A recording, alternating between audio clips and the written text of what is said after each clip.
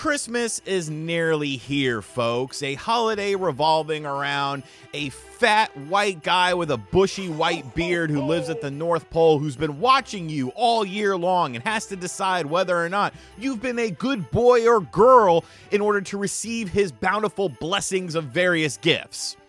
Oh yeah, there's also the Jesus portion of that too, but I mean, let's be real, we've really forgotten about that side of things. But Christmas time, especially growing up, is a magical time for children because you get new gifts, you get toys and stuff like that. And I think the 90s really encapsulated this sort of mentality because it was a prime time to get new video games or even video game systems. And growing up, some of my fondest Christmas memories and most vivid Christmas memories revolve video games. So I thought it would be fun to talk about these stories, and I've talked about these stories in separate videos, but never all together and really given all the sort of context to them as well. So consider this a bit of a Christmas special, I guess, or something like that.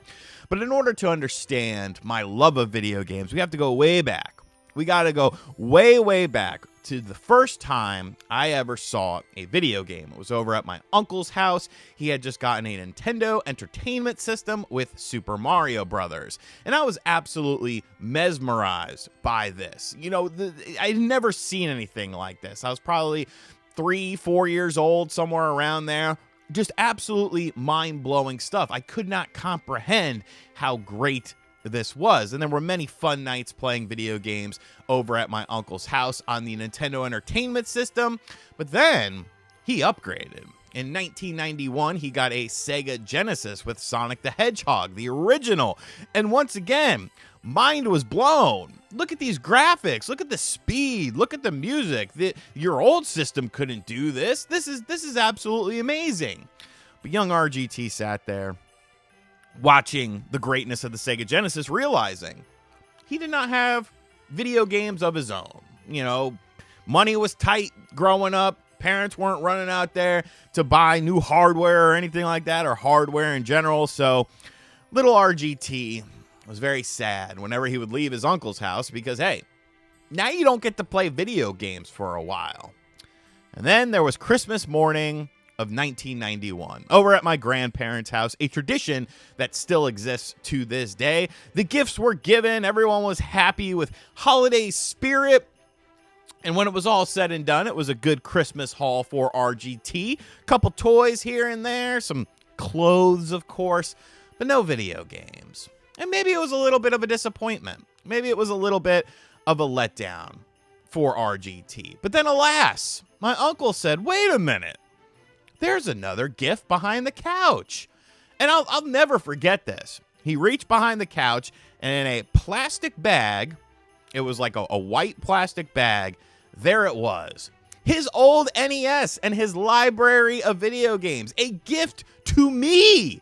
To me, my first video game console that I had in my own home. And I was ecstatic for this. I was over the moon because now I had Super Mario Brothers. So many late nights of playing that game, trying to figure out all the intricacies and the shortcuts of it. Tecmo Bowl, the original Tecmo Bowl, Bo Jackson running all over everyone. So many fond memories from that original Nintendo system. Even some weird games that I ended up, loving more so as an adult. But that was the first time that video games were in my house all of the time. I didn't have to go to a friend's house. I didn't have to go to my uncle's house. I didn't have to go to somebody else's house. Like my cousin on my biological father's side, who had all the freaking video games. But that's a topic that we'll delve into in a little bit. But that was probably the best Christmas ever. That was my best Christmas because it introduced all of this to my life, which obviously was a life-changing thing when we look retrospectively and where I'm at now. But not all Christmases are filled with holiday joy and holiday spirit. Sometimes there's a bit of a mix-mash. It could be great stuff, but there could be emotionally damaging stuff that you still hold on to and resent many, many years later. Over 30 years later, you still hold on to part of that in your heart because you know what was taken away from you. Let's fast forward. Christmas, 1993. Now, I love my NES, but let's be real. In 1993, it's time for an upgrade. And there were options out there. But of course, I gravitated towards the Sega Genesis because I would go over to my uncle's house and play it there. And, you know, he had King Salmon. You gotta have King Salmon. Fishing game. I love that game. But it was time to ask Santa for my own brand new video game system. And I felt confident in the year. I was a good boy. And I asked Santa for a Sega Genesis. And my biological father, I was over at his apartment on Christmas morning. I think I would do Christmas morning over there. And then he would bring me over to my grandparents in the afternoon, so I could see my mom and my stepdad and all that stuff. But he came through with the Sega Genesis. Sega Genesis Model 2 with Sonic the Hedgehog 2 as the pack-in title, and your boy was over the moon. This is the greatest Christmas ever. I have a Sega Genesis Model 2 with Sonic the Hedgehog 2. And you could say, oh, Sonic 3 is the best one. No, Sonic 1 is the best one. No, you're all incorrect. You're all incorrect. It's Sonic the Hedgehog 2, the perfect blend of speed, the perfect blend of platforming, graphics, music, two-player mode. Like, there's no debate. Let's stop the debate. Stop the cap. Because it's Sonic the Hedgehog 2. So I'm over the moon. I got a Genesis. I got one game for it. And this is greatness. Well, then, my late Uncle Mike was over there. And you didn't see Uncle Mike all that much.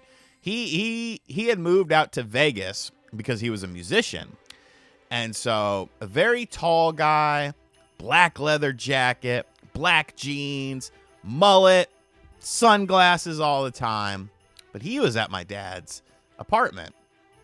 And I remember right after I opened the Genesis, I was just over the moon.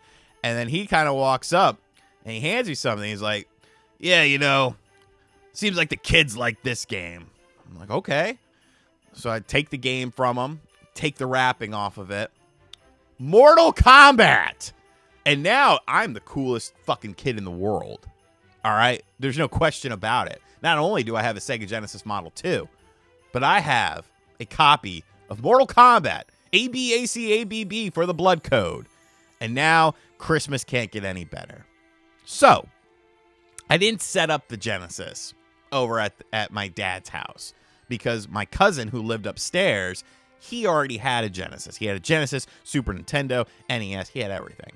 So I didn't bother setting mine up because like, oh, I'll do it when I get home or over at grandma's house. So my dad brings me over to my grandma's house and to see my mom and all that. And I show my mom my haul and she's like, what's that? I was like, oh, it's Mortal Kombat. She's like, no, you can't have that. I'm like, what in God? Have you lost your damn mind, woman? What are you talking? I cannot have it. I have it. It's in my hand. I am an 8-year-old boy who can make any decision in the world that he wants to, and I am deciding that Mortal Kombat for the Sega Genesis is appropriate for me, and I will be killing people, and there's nothing you can do about it. Well, unfortunately, there was something she could do about it, and she made me return it to KB Toys. Now, she did say that I could get something else with it after, you know, you returned it for store credit. And then she was like, well, you can get something else alongside of it because I see this is a big deal. You're just too young for it right now. And obviously, in retrospect, you know, that was kind of a very controversial thing. It was on news and stuff like that. So I was like, man, what am I going to do? And the best Christmas ever became the worst Christmas ever. Because in my infinite wisdom, I saw a game. I don't even know the actual name of it. Like, it's a combination of these words, but they're put in different places, but I can never remember it. MiG-29 fighter pilot for the Sega Genesis. I do not know why I picked this game. I do not like planes or flying planes or simulation plane games, but I picked that. And I guess I do know why I picked it, because my mom let me buy a flight joystick with it, which, by the way, I have looked. The flight stick I had for the Genesis was not this one, the ones that are online. There was a blue like trackball in the middle that would rotate with it. And every Sega Genesis flight stick that I look at online does not have this. But back to the game, I hardly ever got off the fucking ground with it. It was terrible. It was a terrible, terrible video game. And it potentially ruined Christmas of 93. But who got the last laugh, Mom? Huh? What's this? Oh, your little boy. Your little boy is going to play some Mortal Kombat. He's going to burn people alive. And he's going to freeze them. Rip their hearts out. Turn it to a friggin' kick him in the head. Liu Kang. Huh? Who won, Mom? Who won? And what's funny is I tell her about that. So I remind her of that from time to time. That's the kind of kid I am. That's the kind of person I am. And the last Christmas story, we have to advance 2 years, 1995.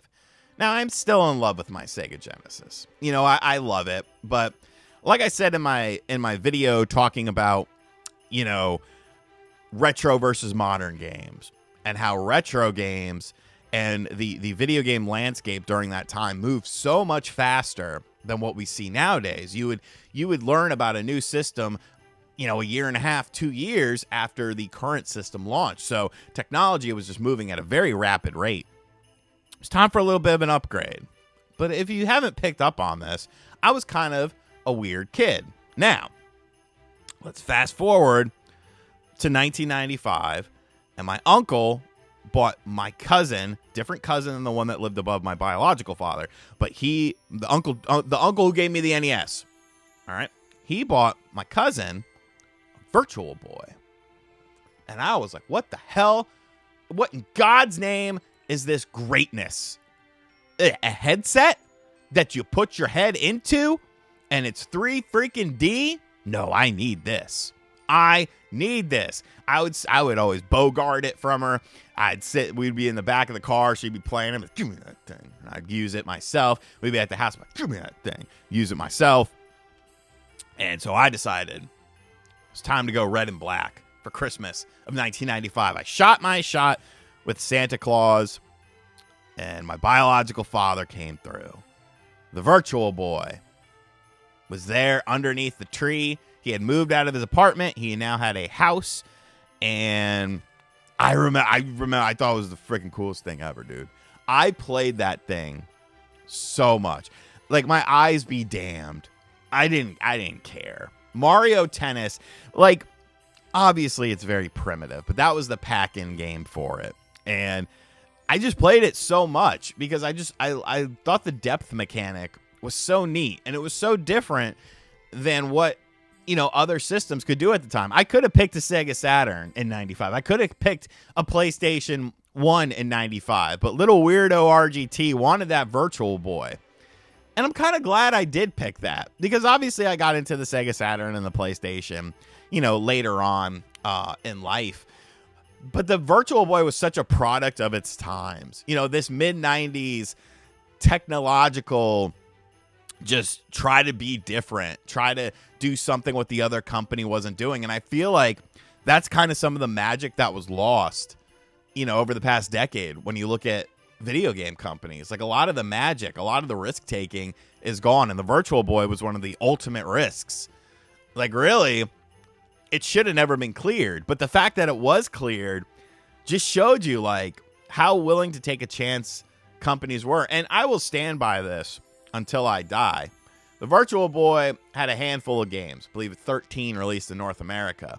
But over half of those games are fun games.